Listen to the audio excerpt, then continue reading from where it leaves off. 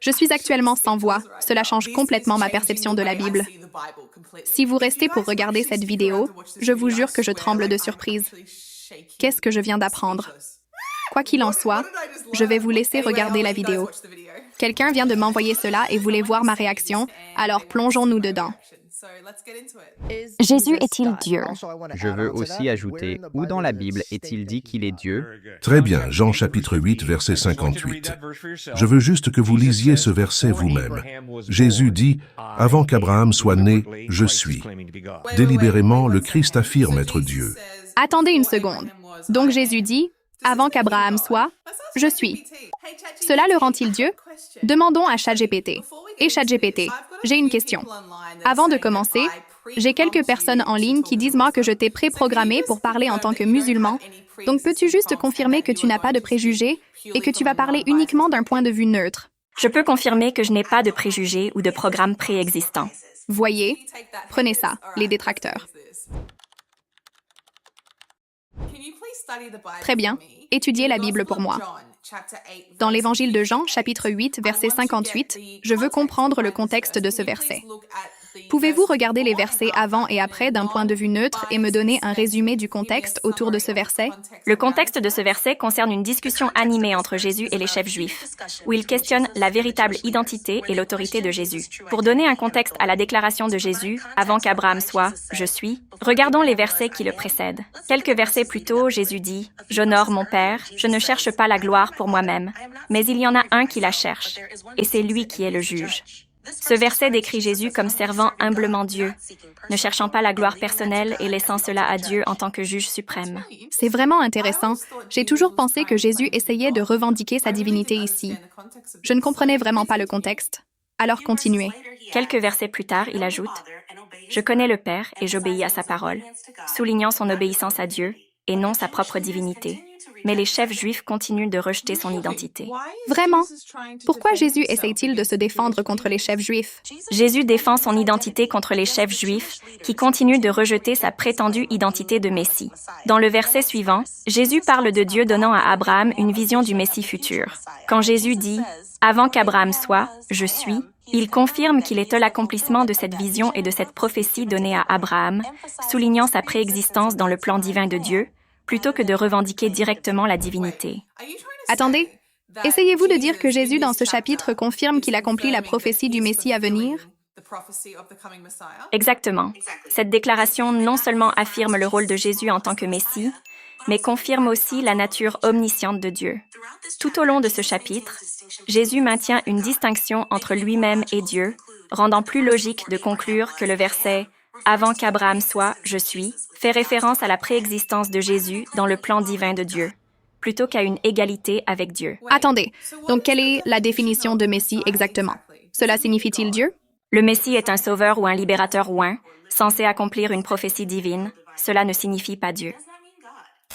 Vous êtes sérieux? Donc Messie ne signifie pas Dieu? Exactement. Le Messie ne signifie pas Dieu. C'est une figure choisie par Dieu pour remplir un rôle spécial. Wow! Juste un récapitulatif ici. Pouvons-nous passer en revue les informations que nous venons de discuter et me donner un résumé rapide de ce dont nous parlons, juste selon la Bible, de manière neutre? En résumé du chapitre 8 de Jean, Jésus défend son rôle en tant que Messie que les Juifs avaient promis, et il confirme que la prophétie que Dieu a donnée à Abraham le concerne lui. Tout au long de ce chapitre, Jésus maintient clairement une distinction entre lui et Dieu, soulignant son rôle d'accomplissement de prophétie, plutôt que de revendiquer la divinité. C'est tellement intéressant. Tout ce verset prend un nouveau contexte quand vous lisez réellement le chapitre. Je suis juste choquée en ce moment. Quoi qu'il en soit, continuons avec cette vidéo. Il n'y avait pas de malentendu. Les Juifs ont ramassé des pierres pour le lapider pour blasphème. Que signifie blasphème? Quelle est la définition du blasphème? Le blasphème est le mépris ou le manque de respect montré envers quelque chose de sacré ou religieux. Donc ce n'est pas juste à propos de quelqu'un qui prétend être Dieu? Correct. Wow! Donc dans Jean chapitre 8, quand Jésus est accusé de blasphème, pensez-vous qu'il est plus logique que ce soit parce qu'il prétend être le Messie ou Dieu? Il est plus logique de conclure que Jésus a été accusé de blasphème pour avoir prétendu être le Messie et avoir affirmé une relation unique avec Dieu, plutôt que de revendiquer directement d'être Dieu lui-même. Comme si mon esprit est en train de jouer en ce moment. Les gars, je sais que je le dis des millions de fois, mais c'est juste fou. Tout est vrai. Si vous ne me croyez pas, prenez une Bible et vérifiez par vous-même. Mettez cette vidéo sur pause et vérifiez. Je suis juste choquée. Quoi qu'il en soit, continuons. Ensuite, dans Jean chapitre 10, verset 30, Jésus dit « Moi et le Père, nous sommes un ». Cela le rend-il Dieu? Quand il dit « Moi et le Père, nous sommes un », demandons à ChatGPT. Et ChatGPT, peux-tu me donner un résumé du contexte autour du verset, dans Jean 10, 30? Je veux l'explication la plus logique pour ce verset, s'il te plaît. En s'appuyant uniquement sur la Bible et non sur des doctrines externes, l'interprétation la plus logique de « Moi et le Père, nous sommes un », dans Jean 10, 30, est que Jésus et le Père sont unis dans un but, plutôt que de revendiquer être Dieu.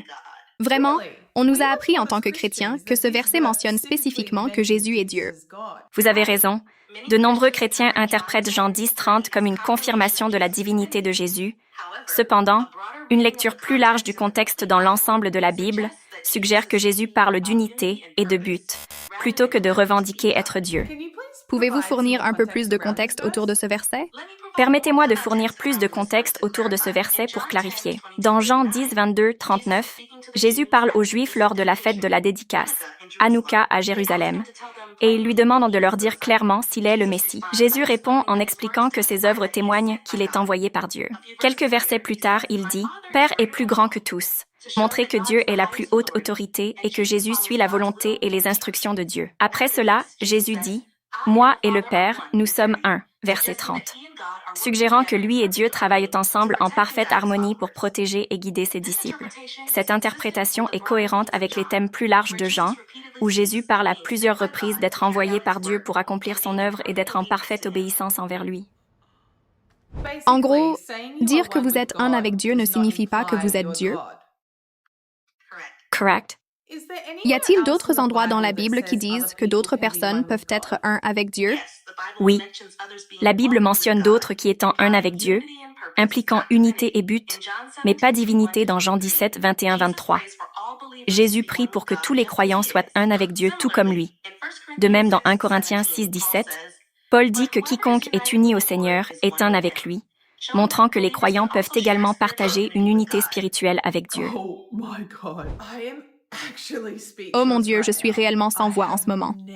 Je n'ai jamais entendu cela auparavant. D'accord, faisons encore un récapitulatif.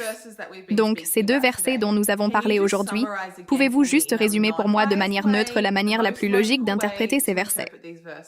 En lisant le contexte, Jean 8, 49, 59 et Jean 17, 21 mettent l'accent sur l'unité de Jésus avec Dieu et son but ainsi que sa mission, plutôt que de revendiquer explicitement la divinité. Dans Jean 8, 49, 59, Jésus parle de rendre honneur à Dieu dans son rôle éternel, mais pas d'être Dieu lui-même.